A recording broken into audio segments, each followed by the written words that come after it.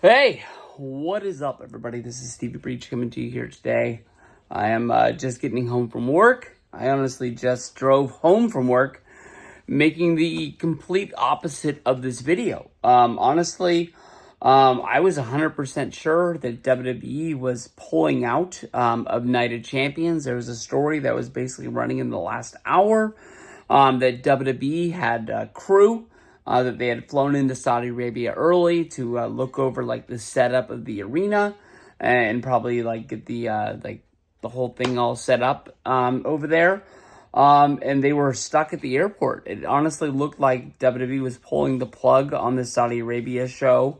And they just put out a statement basically saying that they're aware of what is going on over in the Middle East. And there is basically missile attacks going on U.S. Air Force bases over there that are not far from Riyadh, Saudi Arabia, where Night of Champions is going to be going. But they're basically still saying they're talking with U.S. and Saudi officials, and they have their own security and risk team, and they basically say that the show is still ready to go.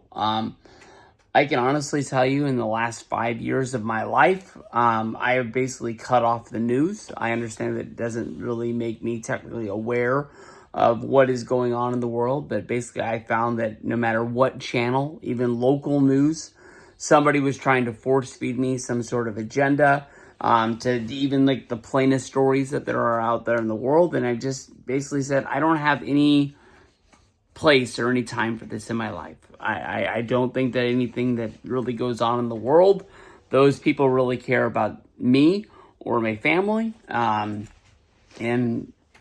it is what it is. So I really don't know a lot of what's going on, but you know, when you fire up the Twitter machine first thing in the morning to find out what's going on, and you find out that, you know, U.S. forces overseas are getting missiles shot at them, that's not very much a good day. And then you kind of figure out that that's not really far from where WWE is going to be running a show. When I made my first few videos this year, talking about Night of Champions being in Saudi Arabia, I kind of talked about, they get a bad rap.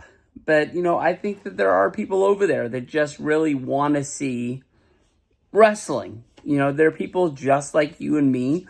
There's probably a lot of good people in Saudi Arabia, in Riyadh, that are excited for WWE coming to town. There's probably some bad people over there as well. We can't act like there's bad people not living in our own neighborhoods, let alone in our own country. That would take advantage of a bad situation if something was to go down.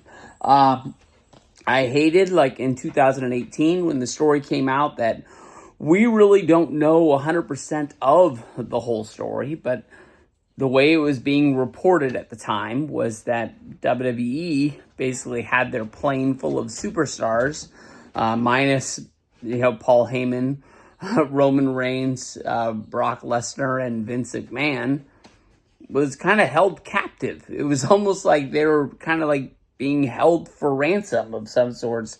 There was lots of stories of, WWE, Vince McMahon, fighting with the Saudi Arabian people there, kind of not delivering on what they wanted to be done.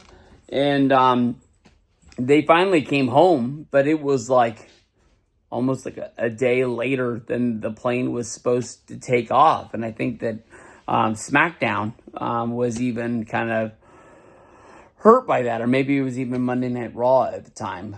But it was a weird story then. But they've always had a lot of bad press for going over to Saudi Arabia. It is a lot of money for them to go there. I mean, I think this is like one of the main sponsors they have for Monday Night Raw. They have two of the corner advertisements inside of the ring. I think they at least run one or two commercials trying to get people to travel over there for their normal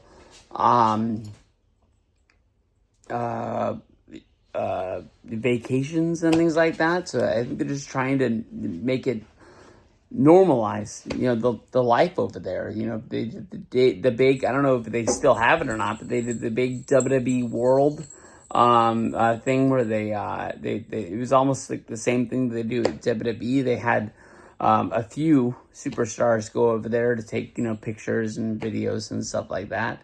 But I don't know if that was like a normal thing that they run, kind of like if they were to open a WWE World on the Vegas Strip and have it year round or not. But I haven't seen anything about that in a long time. But it looked really cool when they opened it. But you don't want to see anything bad happen to WWE superstars, let alone the crew, the people that kind of make sure the show goes on.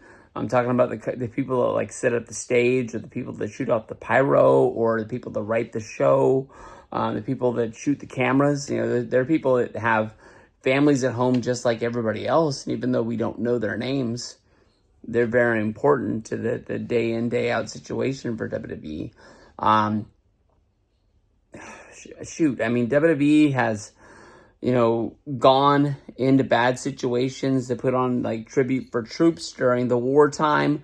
They set up shows in Saudi Arabia, like Saddam Hussein, like old castles, mansions, things like that.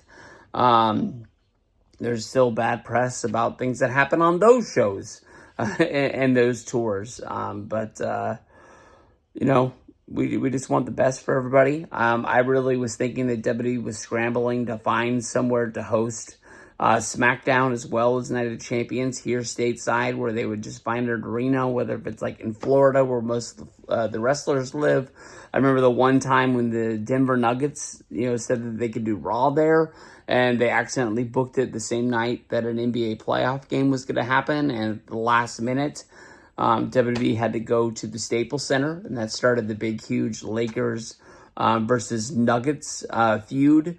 I can't really remember what year that was. I want to say it was like 2009 or something like that. But it was like they even had a match where all the guys wore Nuggets and Lakers jerseys in the main event. I don't know. This is kind of crazy. SmackDown is a really, really big show this week.